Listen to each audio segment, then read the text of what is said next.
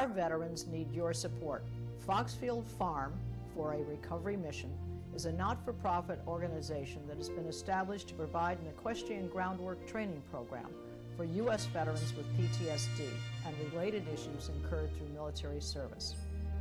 This curriculum will be offered at absolutely no cost to any veteran participating in the program. This foundation will also incorporate the repurposing of rescue horses and locating new, responsible owners. The synergy of the work invested by the veterans to aid the recovery of these horses is equitably therapeutic. Please go to our website to be a supporter, www.foxfieldrecoverymission.org. Thank you.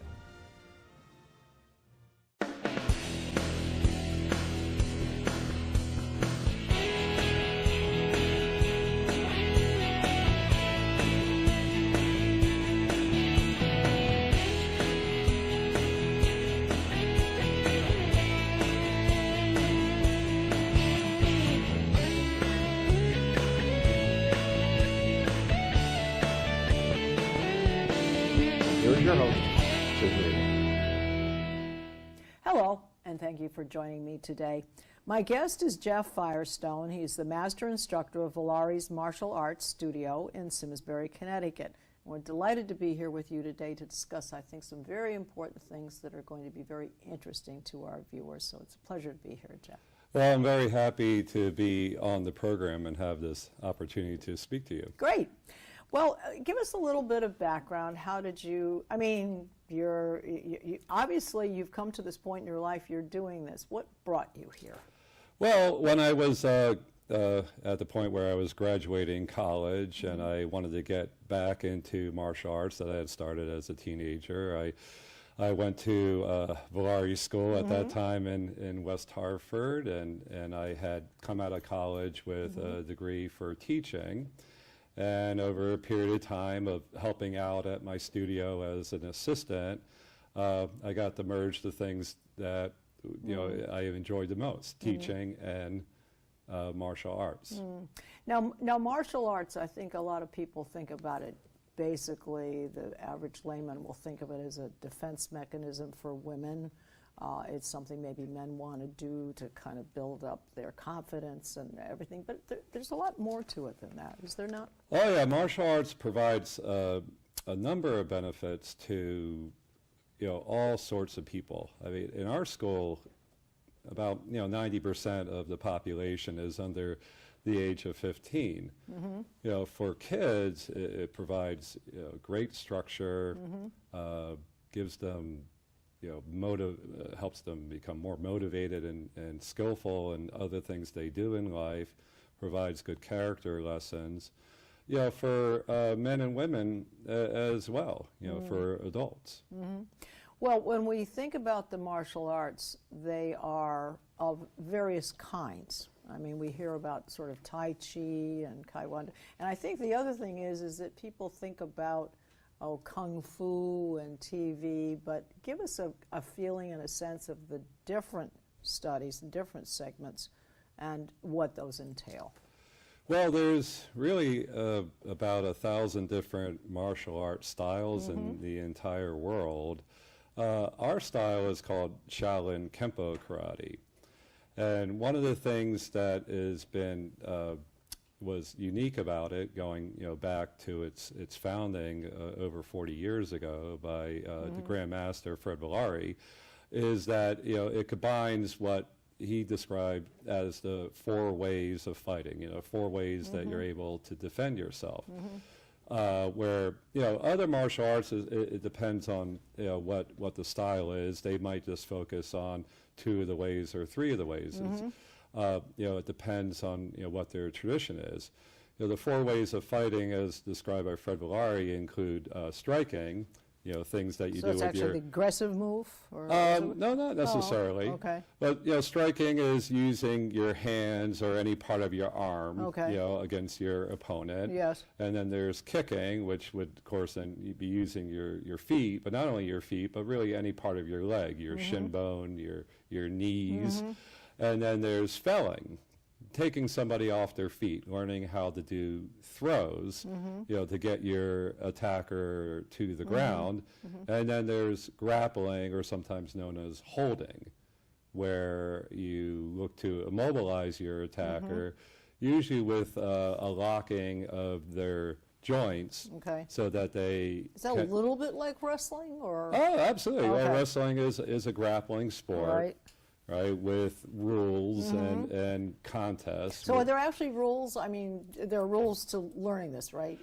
Well, there's our rules of the school in terms of, especially for our children and our character development program, which is called Colors of Character, that self-control, respect for others, and self-discipline, which is part of here, right? Yes, absolutely, is really the key component to our children's curriculum. Rules for learning?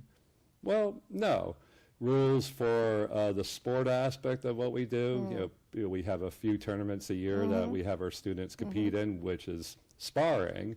There are rules. Is there such a thing as fouls? Like, that wasn't fair, that wasn't a fair kick or something? Well, in sparring, in sport, in the aspect of our sport, karate, where kids or adults wear gear, headgear, hand pads, foot pads, mouth guard. We do a version of what's called point fighting, which is non-contact sparring. So a foul, if you will, would be to make contact. I see, And even a little bit of contact, and it's kind of like flag football. You're playing, but exactly. don't really tackle the guy. Exactly. Now, you can score a point by getting your punch or kick close to the target area, but if you make contact, then you're going to get a warning. And if you continue with that, then you're showing a lack of self-control, and that you may be penalized by losing a point or even being disqualified from the match. If we feel that there would be a danger in you continuing. Sure. Well, there's an interesting story I know that you imparted to me, that you do have a student who has Down syndrome. Yes. Tell us a little bit about that, because I think it's quite interesting. He's actually achieved quite a high level. Oh, yeah. Well, we're talking about my student Ben. Came in at around 12 or 13 years old, has been here approximately 20 years, has been great.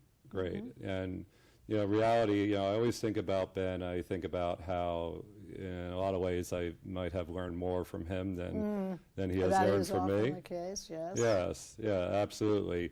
But he has achieved up to a second-degree black belt, and which for any student is quite an achievement. In the 25 years that I've been teaching here, I probably have had maybe somewhere approximately 60 students reach that level, and you're talking about out of thousands. Wow. So for him to achieve second-degree black belt shows great perseverance on his part. And he's a great person. Lots of fun. Full. Usually joyful, and that experience has been extremely beneficial to me. Yes. Very rewarding. Well, since we're talking about black belt and so forth, explain to us the different levels. I know there are various color belts. Where does the student start, and kind of what are the achievements that they have to get? Well, yes, every student starts as a white belt. Okay. When the kids come in, and they sometimes say, when they're in the program, and they might say, well, I'm only a white belt. And I say, white belt's great. White belt, that's everybody's starting place. That was my starting place. And they're like, huh? Like they think I've always been a black belt. Right. And they can't, perceive me being anything other than the belt that I'm wearing. Of course. But, the white belt is, the beginner belt. And of course, it's not just a gimme. You have to come in. You have to take a class at least to get your white belt. And some people are nervous about coming in. It can be anxiety producing. What are they nervous about? I mean, they've signed up. They're nervous about a number of things. Well, we give students free trials. Yes. So they might not necessarily be committed when they come in. Yeah. So, sometimes, anywhere from a child to adult Right. might have a vision that, well, I want to do this, but I'm afraid that I might get beat up.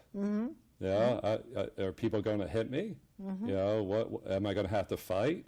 And, being in the program, you sometimes you might think, well, that's kind of a silly thought. But if you look at it where they know almost nothing about martial arts other than what they might have seen on TV. But the thing is, people participate in all kinds of sports, and you participate and you do whatever the sport is. It could be, weekend, even tennis. You might fall down, or if you, sure. do throw the football around, or you even have a backyard basketball game or something. I mean, it's a physical thing.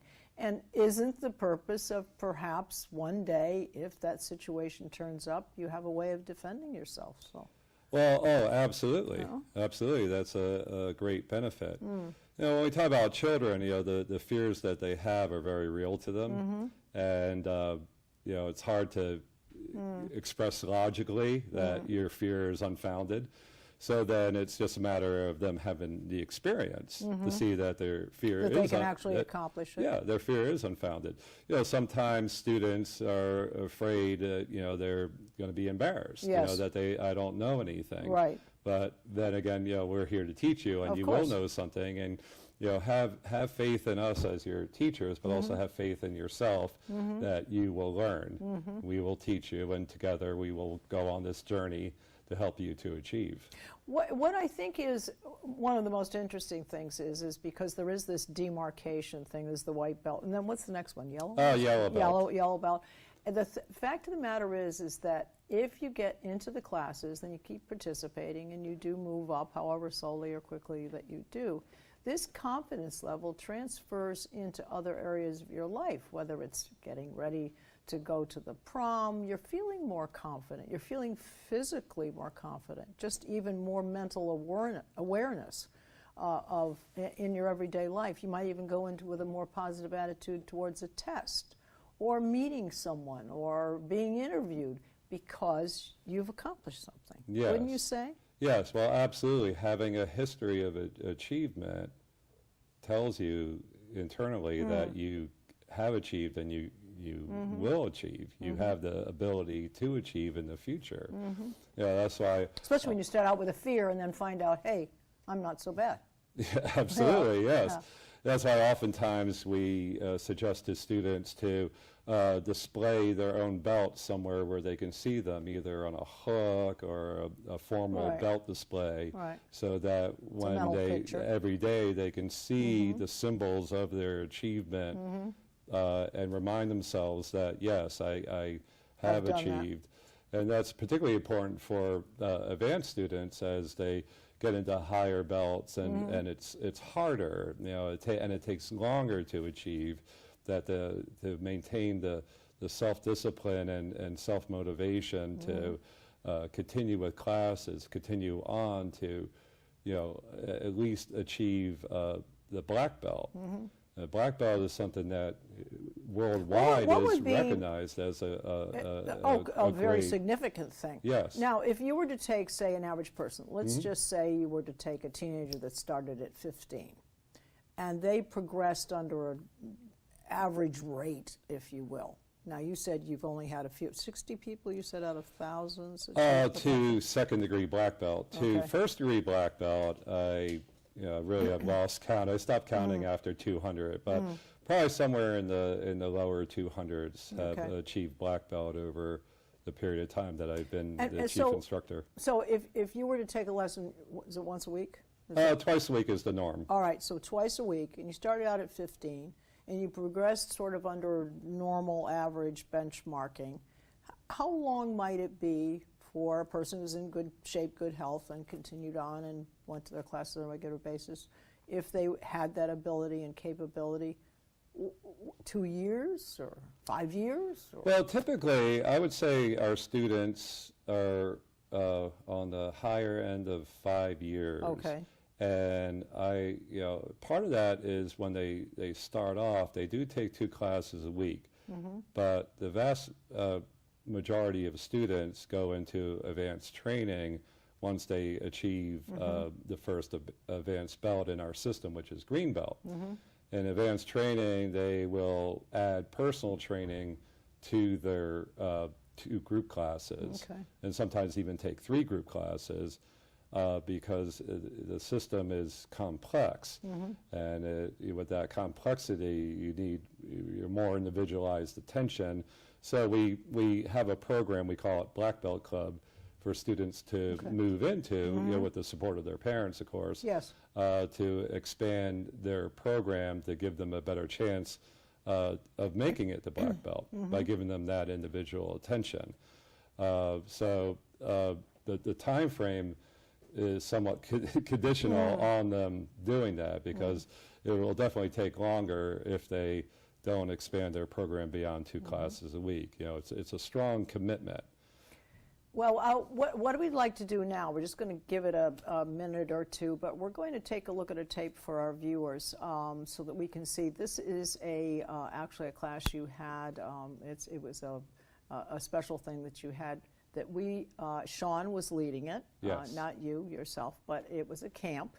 And we're going to look at it. It was 5 years old to, I think, around 13 years old. We'll just take a look at that. Make sure that you guys are working hard, do it the right way. Key-eye. Key-eyes are nice and loud.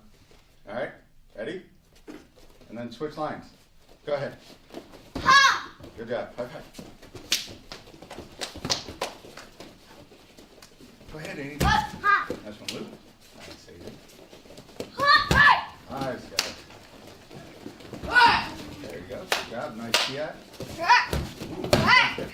Very nice. Hey! Ha!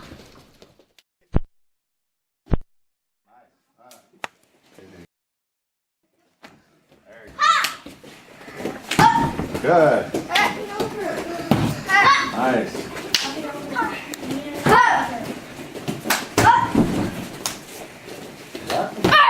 Nice, buddy. Good, Aiden. Nice one. Come on, Kia, loud. Nice. Bad light. Good. Good self-control. Good job. Ooh, nice, Henry.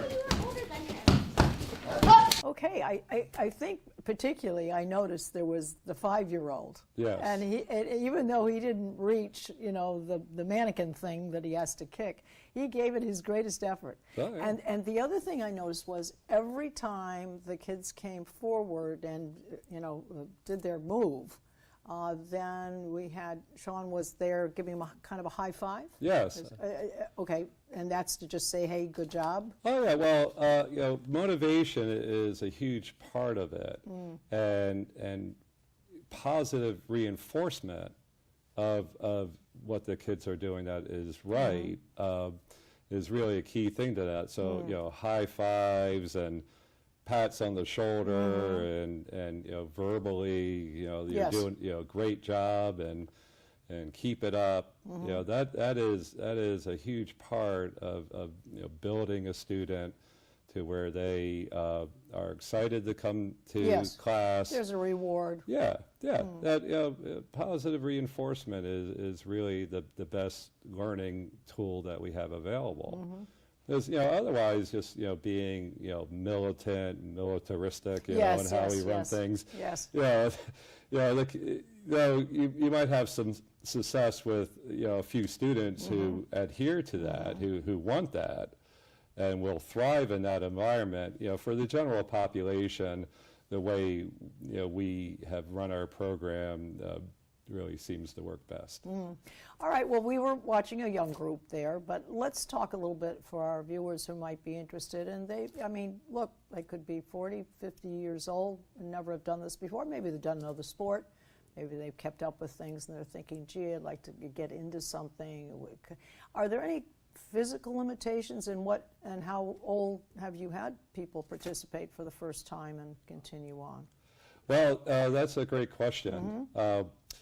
You know, in my mind, there are no physical limitations. You know, Fred Villari, one of his better known quotes is that, you know, that the martial arts should serve you. Yes. And you should not serve it. Okay. So we're not looking to, you know, have this cookie cutter, you know, Right. great physical specimen be our student who, goes to tournaments and wins Right, first right. place every time. Right. This, with a great physique, 20 years old, Right, all right. the energy in the world. Yes.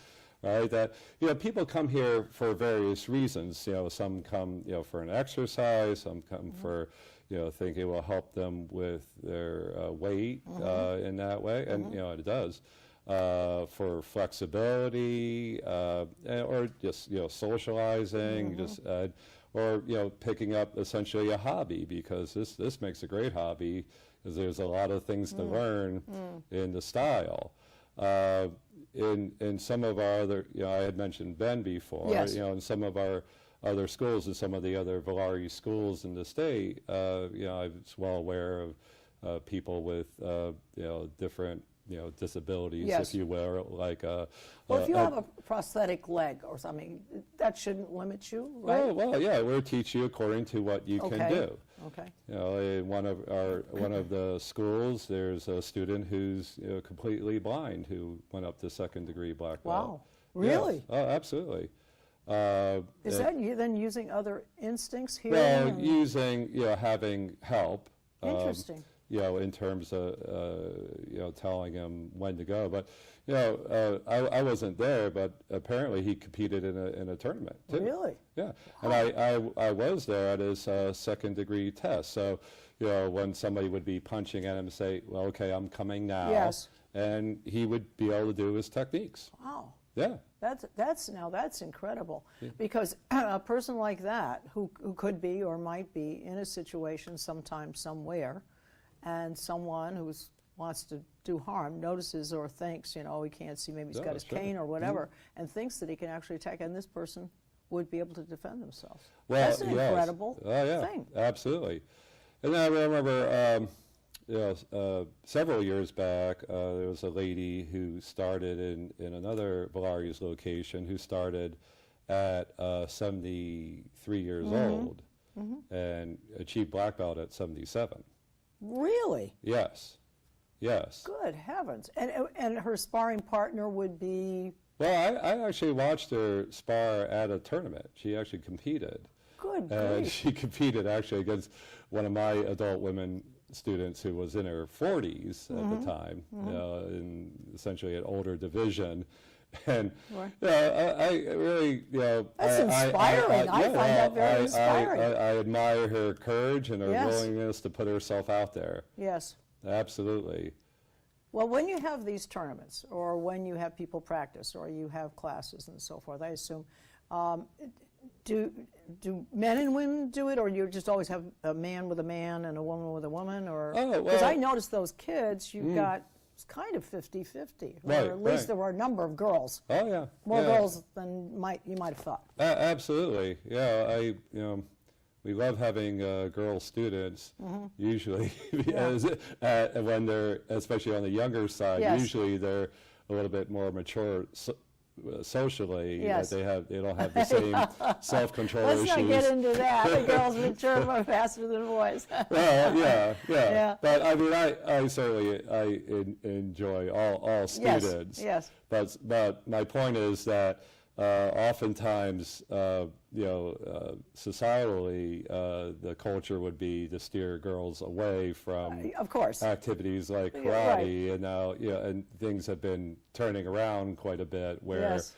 more and more you see a I fair think number girls of need it girls. more than boys do. They There's a do. natural instinct with guys to Well, fight and punch.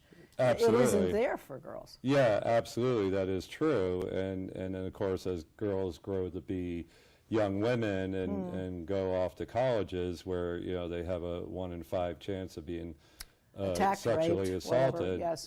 then certainly the skills of self-defense, or even the skill of being aware, we do teach awareness of danger, that would benefit them greatly. I would think it would heighten your awareness, kind of reading body movements and instinct. I would think it would heighten your awareness to that, being able to read other people that might be about to do something. Well, absolutely, absolutely. There's been, over my experience in my lifetime, there's more than a few times where I've gotten a little bit of a a tingle from Yes. somebody. Hair goes that- up the yeah. back of your neck. And, Yeah, exactly. So I do believe that, yes, and that does come from the martial arts training, because, not only did we look to, of course, expand awareness in terms of danger, but expand awareness in general. Yes, yeah, because if you read that body language and you're in a kind of a strange place, and maybe there is only one or two, and maybe you see a clenched fist, or it's even the way someone tilts their head or whatever, and you can read that, and then you can prepare yourself for it. Well, one of the things I think is kind of interesting, tell us about, you have these different creatures here. Tell us what each of them means.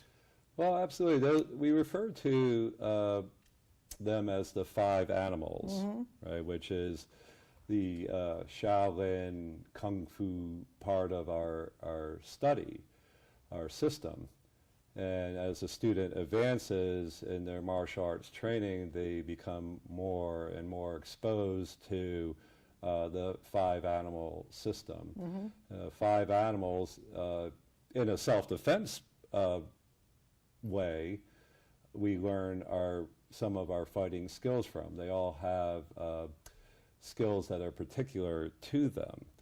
The ancient Tibetans and Chinese, they looked at nature, and they were more in tune with nature than Westerners are. So they would observe how animals fight and then look to adapt the best skills to their own fighting ability. So here we have the spotted cat represents a leopard. And a leopard, we learn how to be evasive.